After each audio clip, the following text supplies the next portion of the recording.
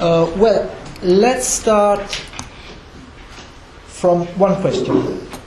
Will the economic crisis that broke out in 2008 lead to another revolution in the ideas of economists as regards the working of a capitalist market economy and the tasks of economic policy?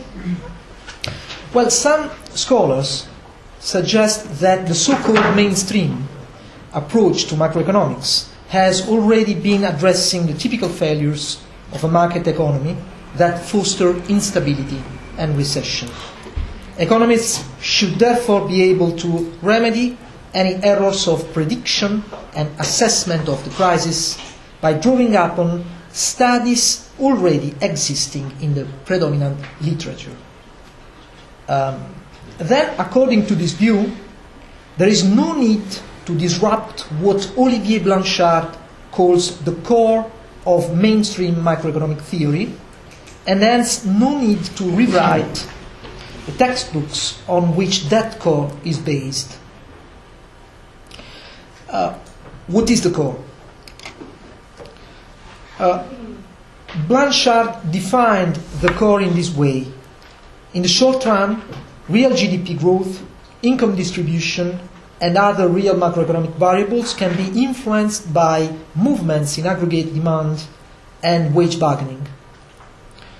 In the long run, real variables tend to return to a natural equilibrium path, which is primarily determined by the so-called neoclassical fundamentals of endowments, technology, and preferences. This framework is still widely held among economists. However, it appears to overlook some problems that have recently emerged within the debate on the economic crisis. One of the problems concerns the relevance of the mainstream distinction between short-run fluctuations and long-run natural equilibrium. This distinction seems to be contradicted by the fact, for example, that the multiplier effects of an increase in public spending, especially public investment, seem to last much longer than expected. This is the IMF. And the same distinction comes into conflict with contributions of some celebrated mainstream economists in major international institutions who suggest that the growth of income inequality can have depressive effects on aggregate demand and production in the long run. The fact that this interpretation has been adopted by influential mainstream economists call into question the heuristic self-sufficiency of the prevailing macroeconomic theory, which rules out long-term causal relations from income distribution to aggregate demand and production. These and many other elements seem to indicate some cracks inside the core of the dominant approach and a weakening of the general consensus on it. This is one of the reasons for which it could be time, maybe it could be time to seek and promote a debate between the mainstream approach and other paradigms. As you know, there are rigorous programs of research aimed at the development of competing paradigms both in macroeconomics and in more general sphere of the foundations of economic theory. I quote just a few among them here. However, there is little tangible sign of any exchange of views and debate between advocates of the different paradigms. In the last quarter century, we have observed an almost total breakdown in communication and debate between schools of economic thought.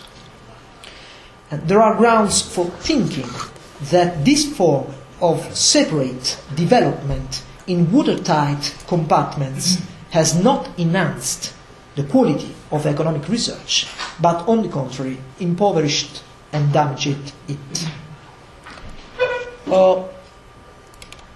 Well, there is some reason to think that a possible way to relaunch communication and debate among economists involves a return to a method of comparing alternative paradigms that was widely used during the 20th century.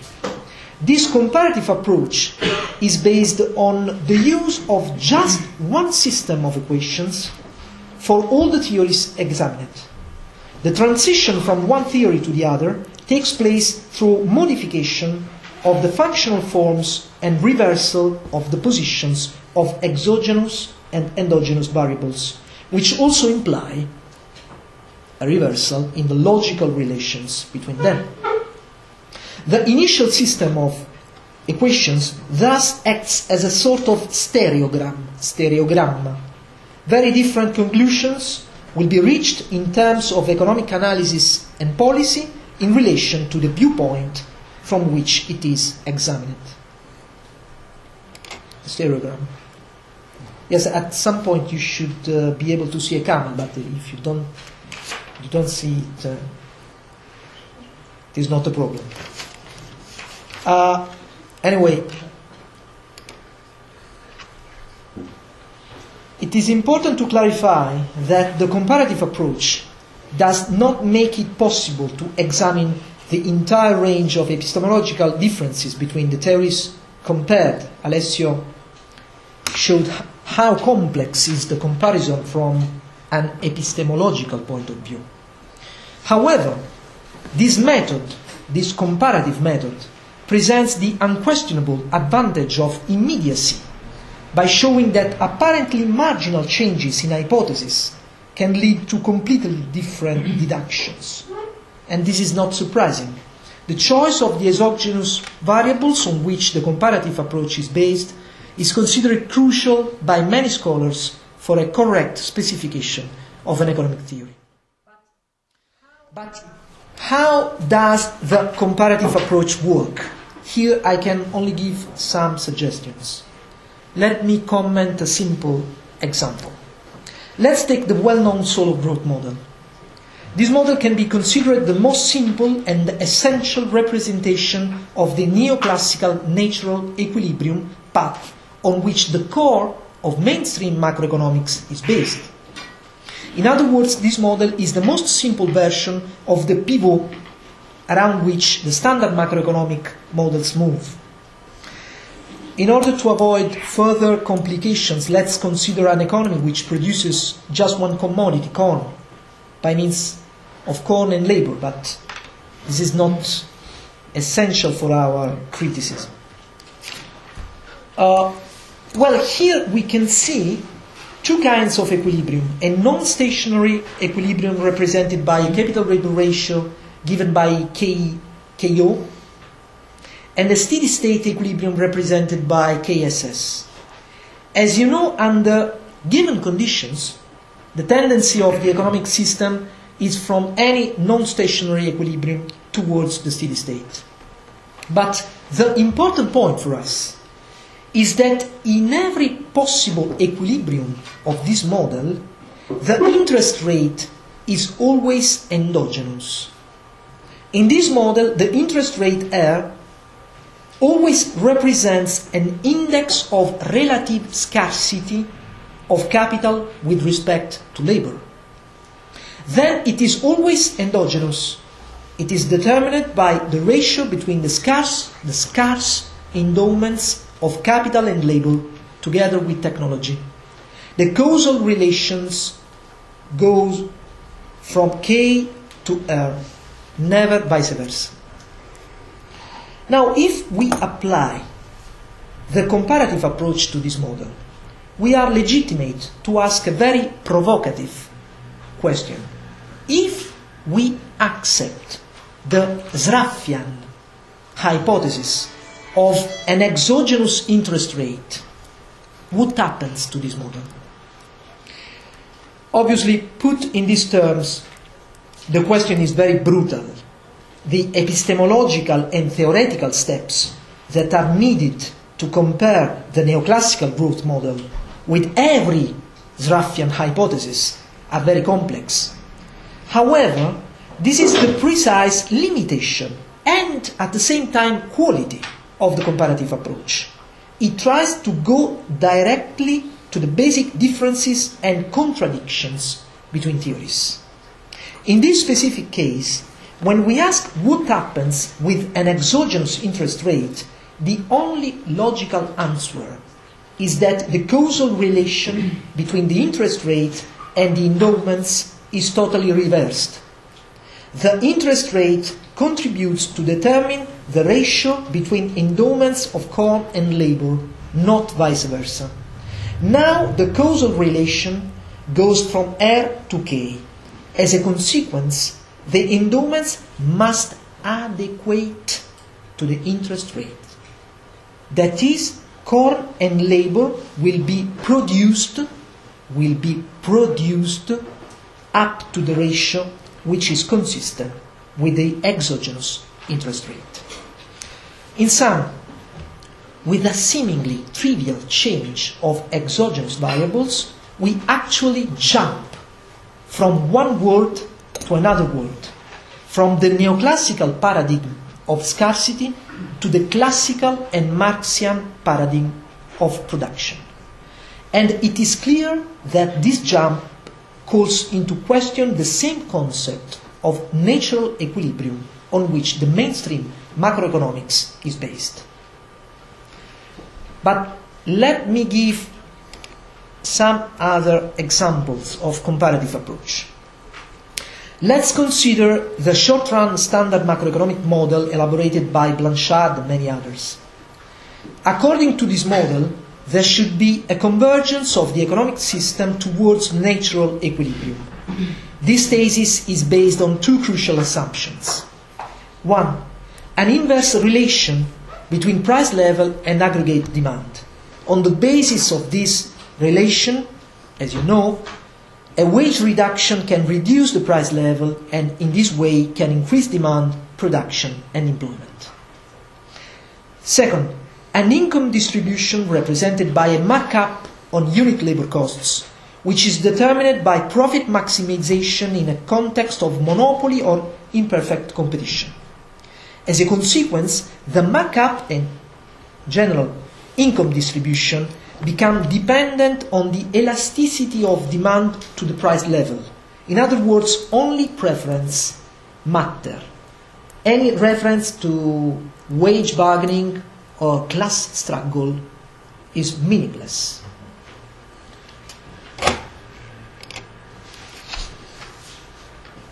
My short essay, Anti-Blanchard, un approccio comparato alla macroeconomia.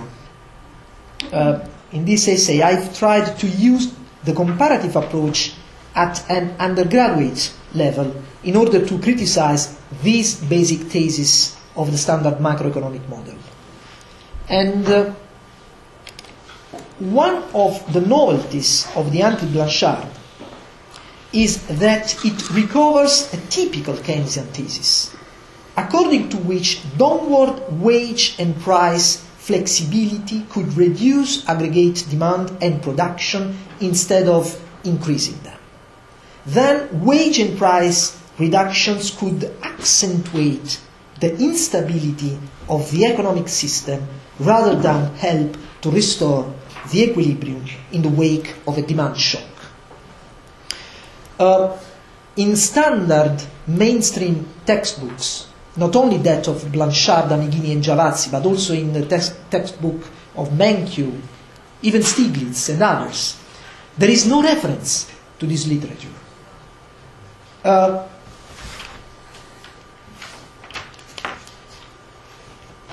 And to this thesis. The relation between price and aggregate demand is always considered inverse. However, the idea that the relation could be non-negative is not particularly heretic. It is typical of Keynes and has been taken up again by many scholars of the mainstream. DeLong and Summers, Hahn and Solov, Eggerson and Krugman, and is now addressed even in the sphere of DCS-GE models. Eggerson shown 2012. And to this regard, Krugman speaks about a paradox of wage flexibility.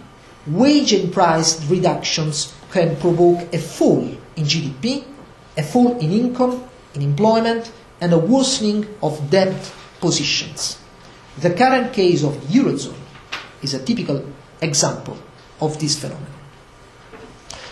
It is also interesting to note that once this relationship between price and demand is admitted to be uncertain and maybe positive, it is no longer possible to determine the markup indicated in the mainstream textbooks on the basis of profit maximization in imperfect competition. If this buttress collapses, however, the mainstream idea of a markup only dependent on preferences and totally unaffected by wage negotiation and class struggle proves analytically fragile. Here, red line describes the standard case that you can find in Blanchard with a negative slope of aggregate demand. Blue lines describe the paradox of flexibility described in the Anti-Blanchard, that is a positive slope of aggregate demand. As you can see, in the second case, there is no way to determine a markup on the basis of profit maximization. The implication is that the non-negative slope of aggregate demand not only reveals a problem of instability of the natural equilibrium, it also highlights a problem in the same definition of natural equilibrium. This is another result of the comparative approach. A simple change in hypothesis, in this case a mere change in a functional form, raises important problems about the logical foundations of the model. And please also note that this is not only a logical matter, it is also a policy matter. The standard macroeconomic model that you can find in Blanchard textbook tends to legitimate this kind of sequence. A decrease in employment protection legislation, in other words, an increase in flexibility of labor, provokes a reduction in wages and, with a given markup, provokes also a reduction in the price level. The reduction of the price level determines an increase in aggregate demand, production and employment, and a consequent decrease in unemployment.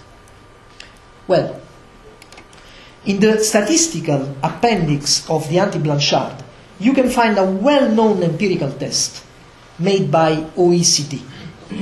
This test, as you can see, raises many doubts as to the existence of a significant empirical relationship between system of protections for workers and rates of unemployment. There is no relation, as you can see. Albeit purely at the level of an example, this statistical exercise calls into question the validity of the claim that less protection for labor would mean less unemployment, which is implicit in the dominant macroeconomic model and in the dominant textbooks. This exercise also represents a very preliminary example of the relationship between comparison between alternative theories and empirical analysis. A relationship very complex, which raises, as you heard, as many epistemological problems, but that should not be forgotten, even to avoid the horrific anything goes view that Alessio already criticized. In conclusion,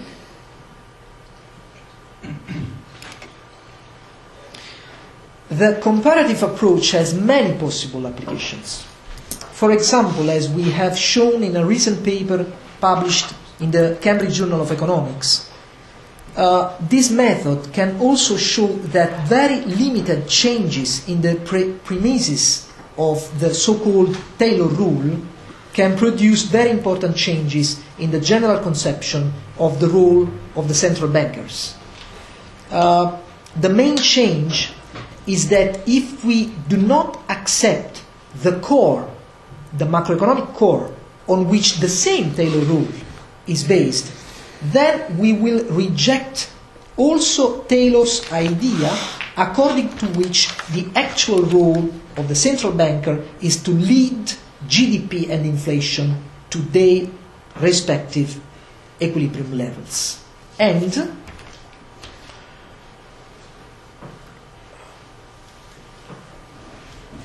with the small changes in the basic model, we can reject this idea and suggest a different view, according to which the actual role of monetary authority is not to control GDP and inflation.